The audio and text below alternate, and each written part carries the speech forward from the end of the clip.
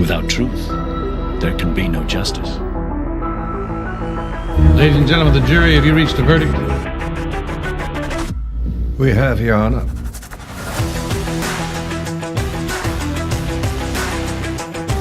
Speak out. Ask those questions. Demand that truth.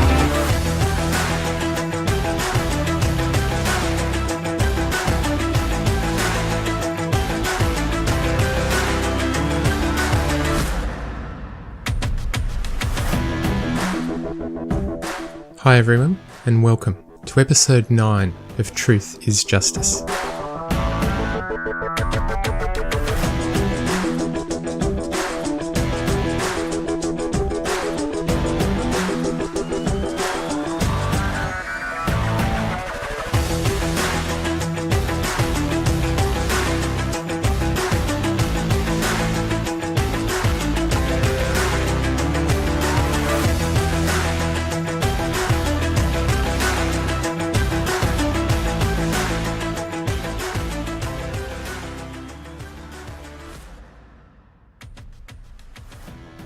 I've been thinking over the past few weeks about the possible reasons why certain information that is supportive of Sandra's defence is and has not been actively challenged or corrected by Bob on his show.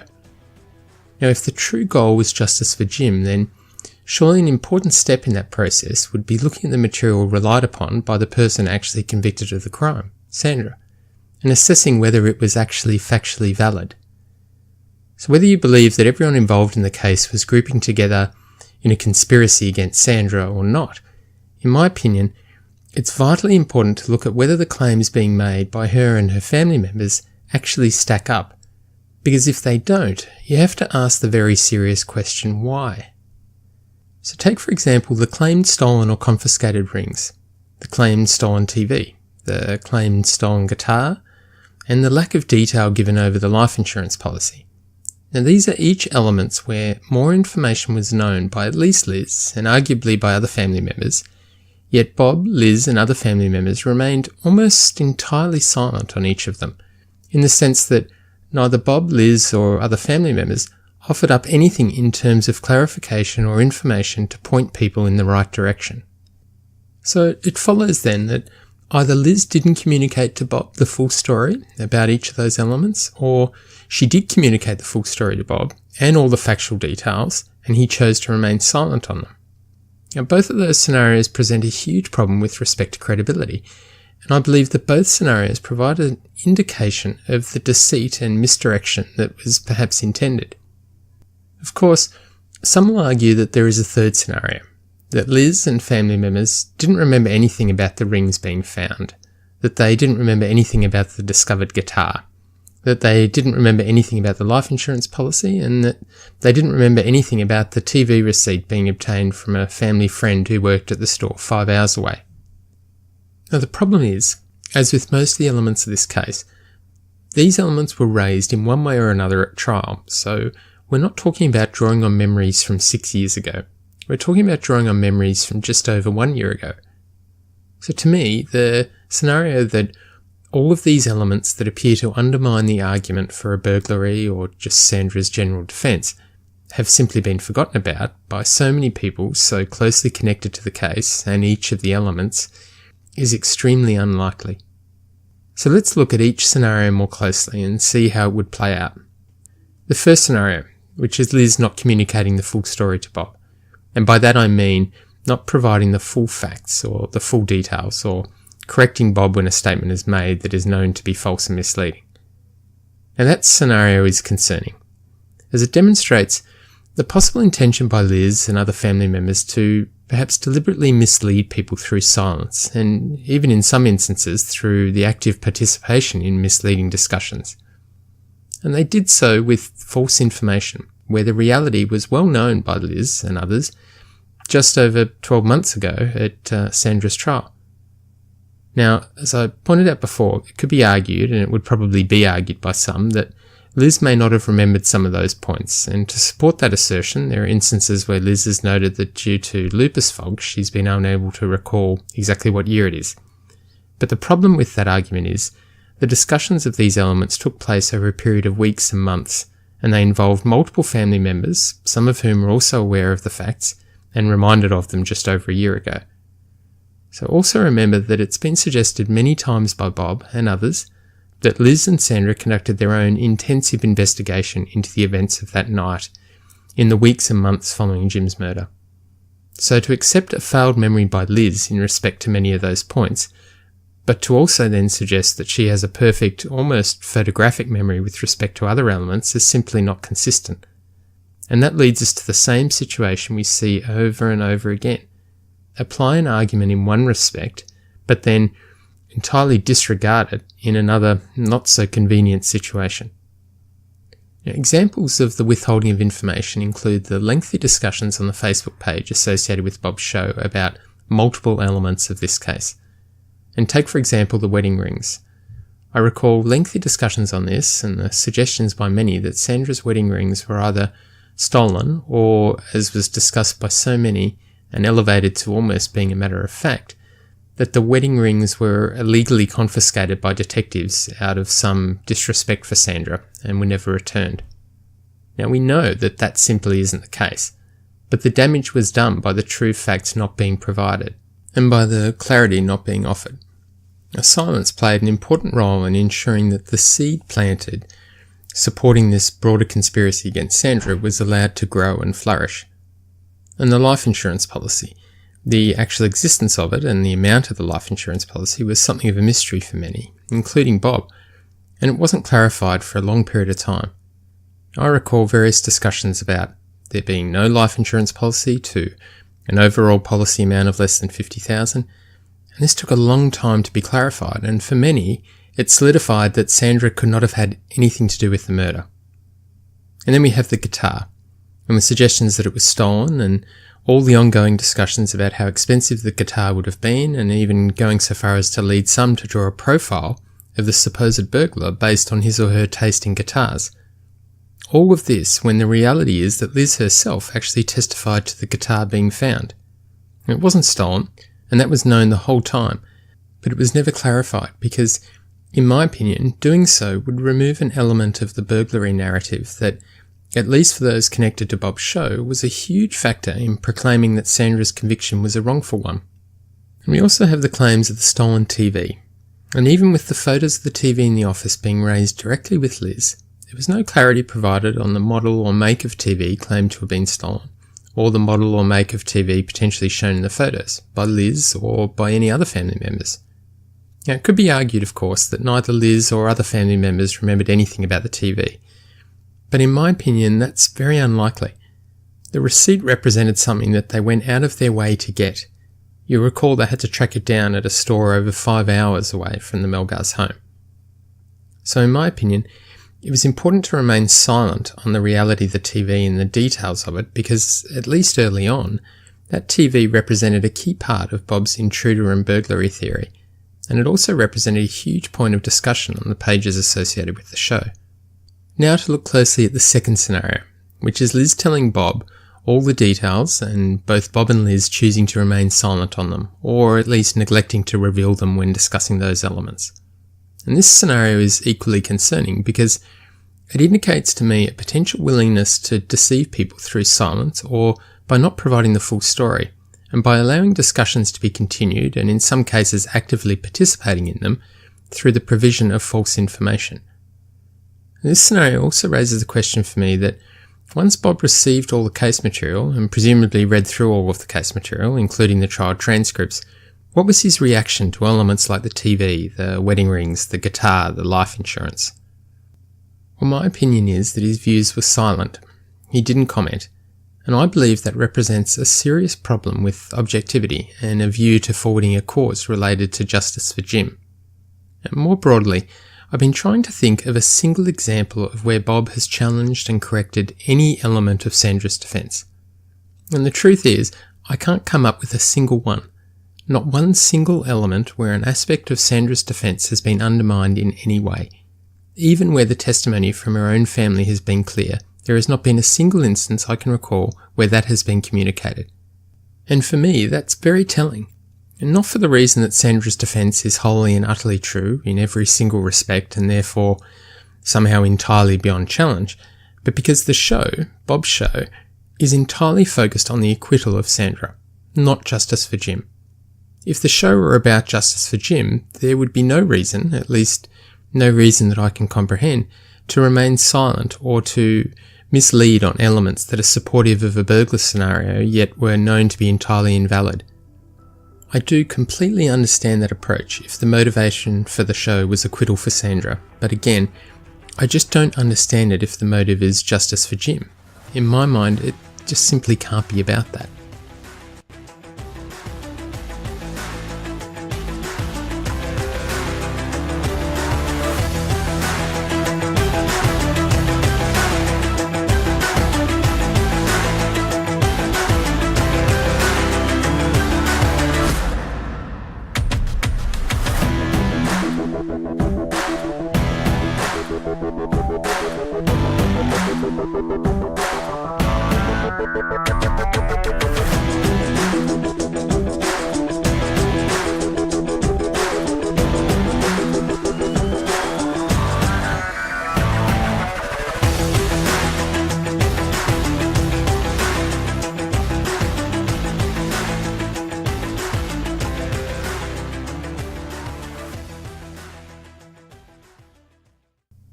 This week, we continue with the week-by-week analysis, and we move on to episode 606 of Bob's show, which is the Friday follow-up episode to Mr Carpenter's crime scene report.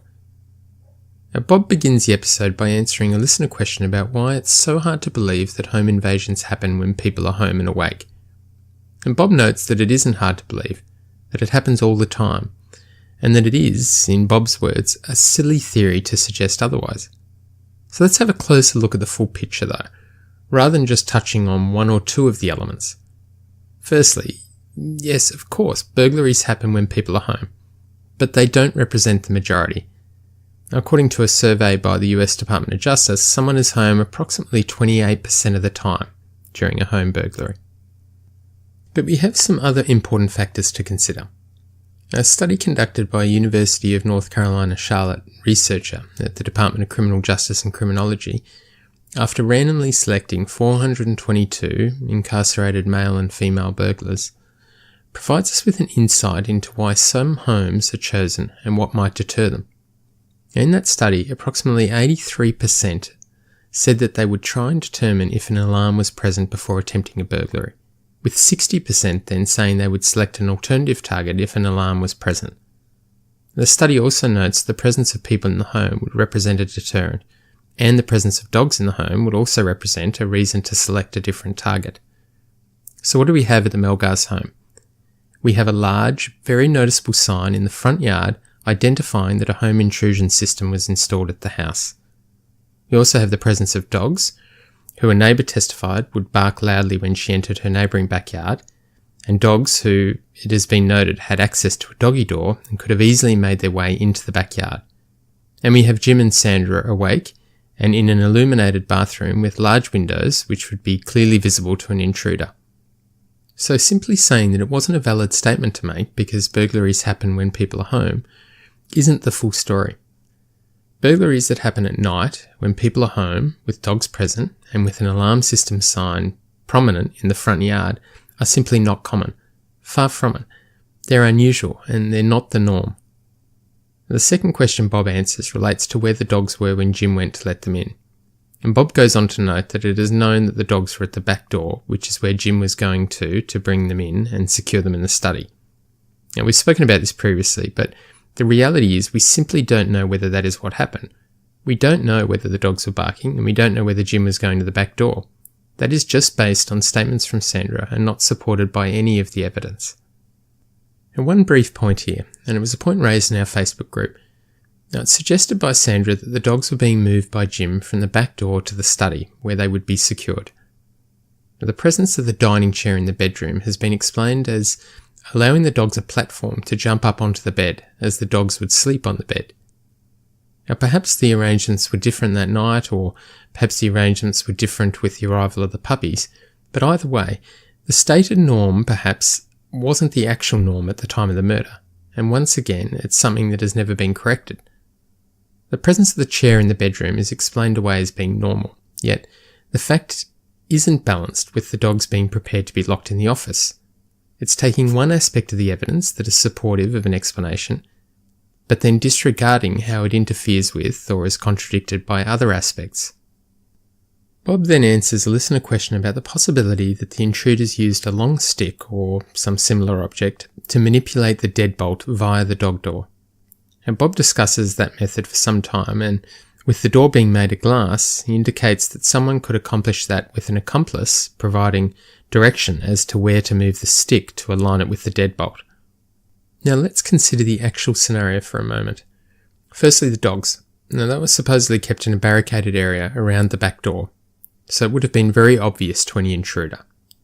And as we've heard, a neighbour describes how the dogs would be alert to her being in a neighbouring backyard, so the presence of intruders in their own backyard surely would have triggered a similar reaction from them.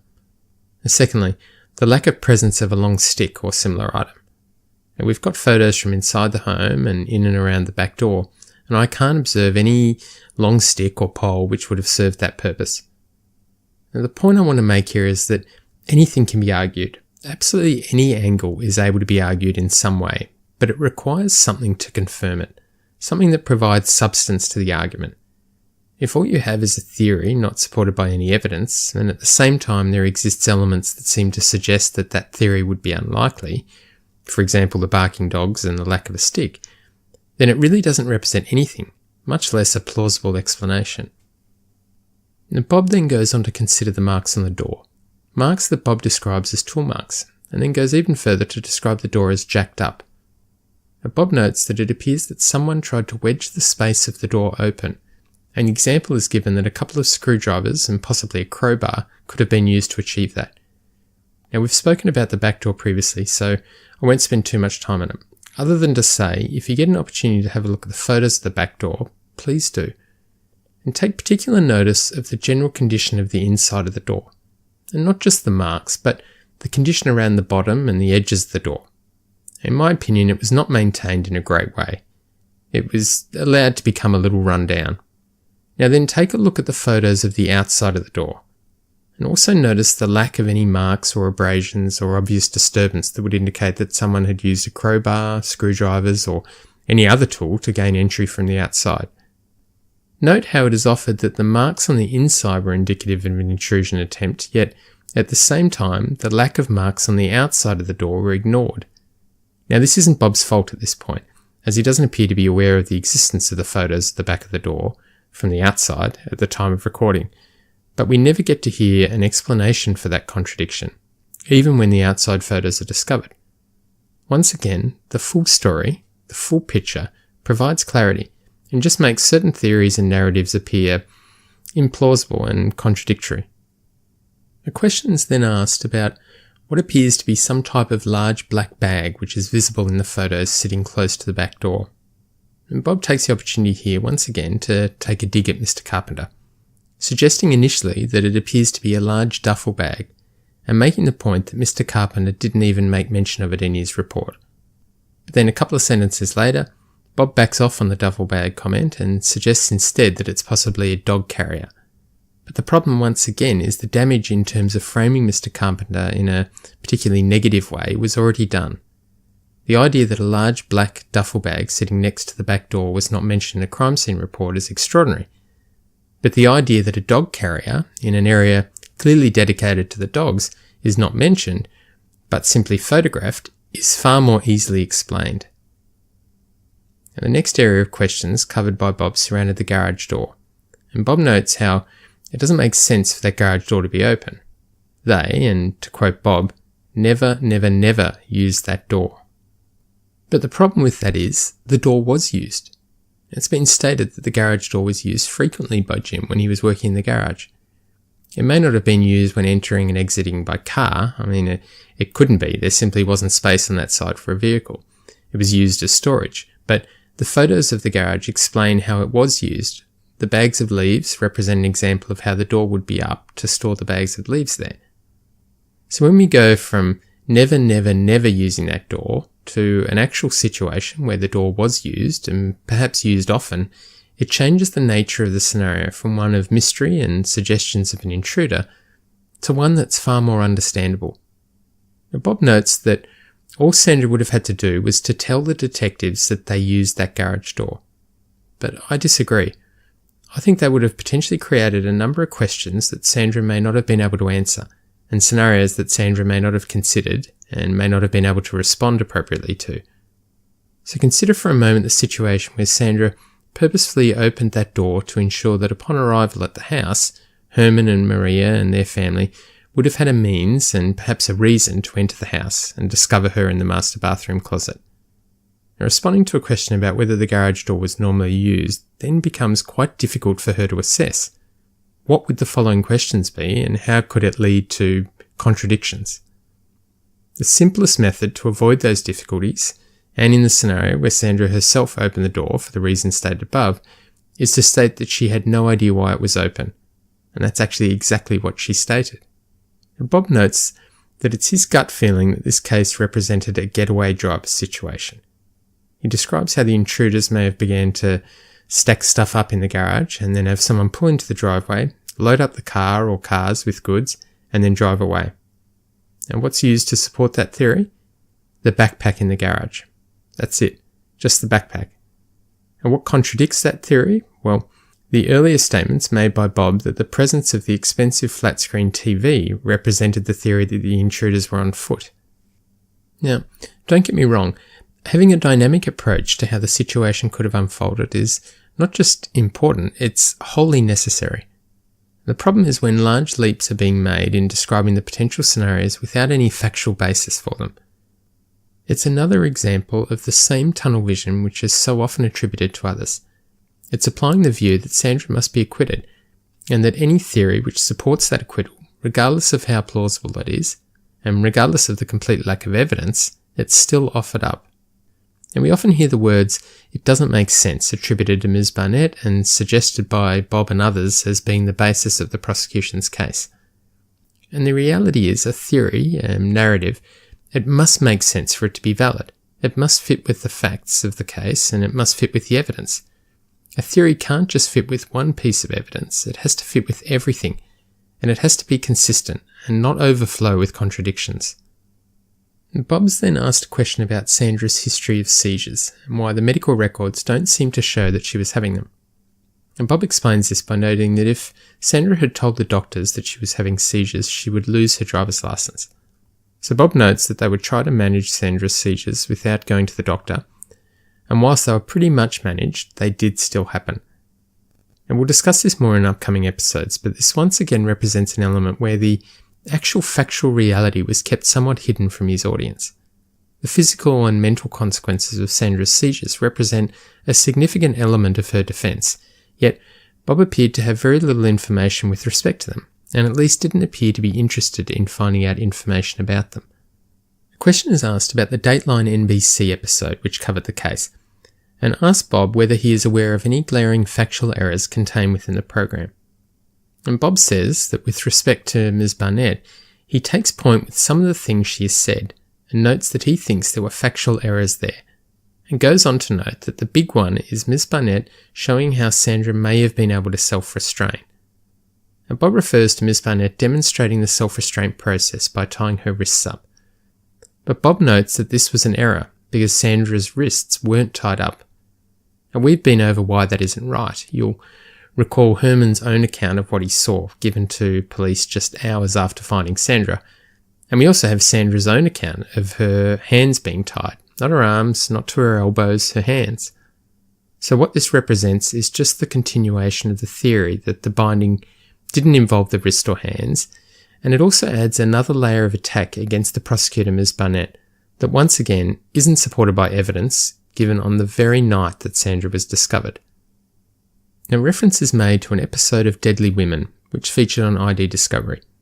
Bob is very clearly upset with the material covered by the episode, and even makes the statement that what they are saying, being Discovery ID, is, "We are going to completely fabricate and make up a story because it seems more interesting." Now, I did find that comment quite interesting to hear. I guess one could certainly draw parallels. But the really concerning element comes a minute or so later when Bob provides a Twitter handle for Discovery ID, and whilst stating that he is not explicitly asking for people to contact them, he does highlight how they could, if they wished, let the producers of the show know what they think.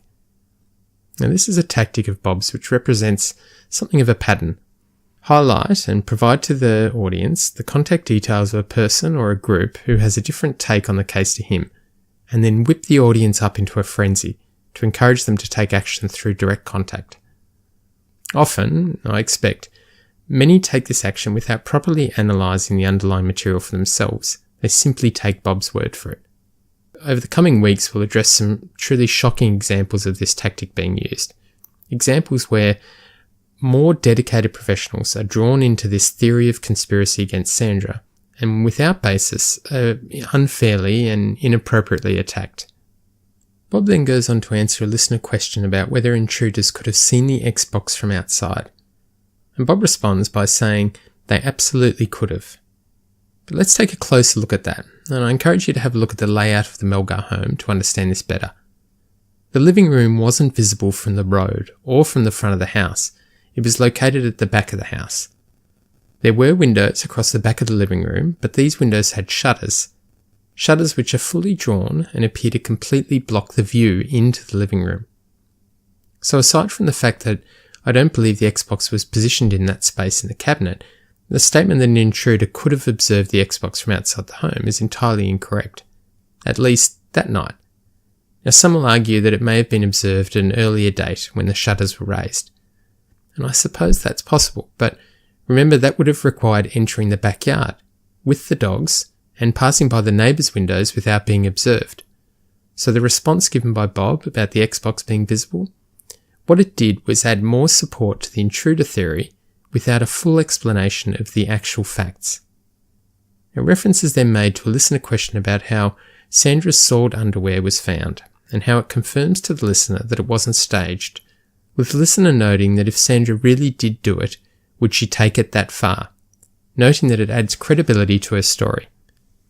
Now Bob agrees, and says that what level of commitment do you have to staging this, suggesting that the soiling of the underwear would demand a level of commitment perhaps beyond Sandra. And this is another aspect that I find intriguing, that the soiled underwear in some way, and to some people, confirms that Sandra was telling the truth. I suppose you could look at it a few ways. It could be that it was simply a result of being restrained for a period of time, even a short period of time, and having diarrhea, which Sandra is noted as telling the arriving police officers and medics that evening. Or it could be something more considered. Now take three elements of the scene: the binding, the chair against the door, and the soiled underwear. All of those are reasonably easy to achieve, and all provide a powerful suggestion that you are innocent, and they suggest the involvement of someone else.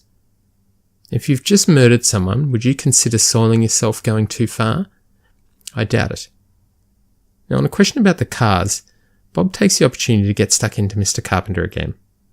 He highlights his suggestion of supposed tunnel vision and supports that by saying that Mr Carpenter didn't look at either of the cars in the driveway, adding a sarcastic "thanks a lot, Maurice," to finish it off. Well, the truth is, Mr Carpenter did take note of the cars, and we do have photographs, lots of photographs. No less than 18 separate, specific photos of the cars in the driveway. Another dozen or so if you include photos showing the cars in the background and the photos of the car in the garage. This just represented another opportunity to attack people associated with the case, more firmly establish the villain, without anything really to back it up. A listener notes that after seeing the photos of the house, it doesn't appear to them to be ransacked. And Bob agrees, and says that the person is right, it doesn't look like a ransacked house. And Bob notes that typically in a staged scene, that is what you see, a ransacked house, stuff all over the place. And Bob notes that after talking to family, the house was not kept this way. Bob notes that if the crime scene was staged, it's the most brilliant staging of a crime scene that Bob has ever seen. And I'll make one point here, and it's something we've touched on over the past few weeks, and we'll address it more next week when we move on to the master bedroom, the master bathroom, and the two closets. My opinion is, I don't think there's been much of a staging here, but that doesn't mean I believe there was an intruder. All of the rooms so far don't appear to me to show anything demonstrating that an intruder was present at all in the home. But interestingly, where we do see evidence of an intruder, the master bedroom and master bedroom closet, and this to me is where it appears to be more overdone, in exactly the way Bob suggests a staging would be. We see wallets, purses emptied out on the bed, and that in itself is curious. I can understand an intruder wanting to steal cash, but why empty out the cards, scatter them, and then not take any of them? Think about it. What else would you be expecting to find in the card section of a wallet, if not for cards? Presumably that you're intending to steal. We also see picture frames knocked on the ground and other items including medicine bottles thrown around. We see what also appears to be trash from a trash can spread around the master bedroom closet. In essence, what we see with things like the picture frames and the wallets emptied out on the bed, trash on the floor, is exactly what I would picture would fit with a staging. And I'm no expert on that, and nor do I pretend to play one, but it is what I would take from movies and TV shows about how a burglary may appear. And grab a wallet and purse and scatter the contents on the bed, maybe knock over some picture frames and scatter some medicine bottles. But like I said, we'll cover that more next week. In finishing, Bob talks about how there's no mention in the report that it was Christmas time, and that for nicer neighbourhoods, Christmas time represented a prime time for robberies. Without offering up anything formal to support that, Bob notes that the prospect of gifts just laying around the home is enticing for intruders, but then goes on to note that the lack of Christmas lights in the Melgars' home, in fact suggesting that they may have been the only house in the street to not have Christmas lights, may have been a trigger for the intruders to rob them. Now, I don't quite understand that process of thought. On the one hand, it suggested that homes at Christmas time are a prime target due to the boxes of gifts being readily available to steal, yet at the same time, the lack of Christmas decorations due to the Melgars not celebrating Christmas made them a specific target. And that is where we will finish this week's episode. But before we go, I wanted to wish a very happy birthday to Ms Roberta Glass from myself and all of us here at Truth is Justice. For those that don't know Roberta, I strongly encourage you to listen to her podcast, True Crime Report. Her interviews with guests are simply exceptional. The one with Isabel McFadden on Madeleine McCann was amazing, and her take on current events, such as the Nixium case, is unbiased, and it gives you a unique insight that you probably won't get anywhere else. So search any of the major podcast apps for Roberta Glass, True Crime Report, and I assure you, you will not be disappointed. Next week, on Truth is Justice, we will look at the master bathroom closet, the master bedroom, and the master bedroom closet, and explain to you why so many of the elements you may have heard from Bob and others are just simply not reflected in the evidence. We look forward to you joining us next week on Truth is Justice as we continue to set the record straight.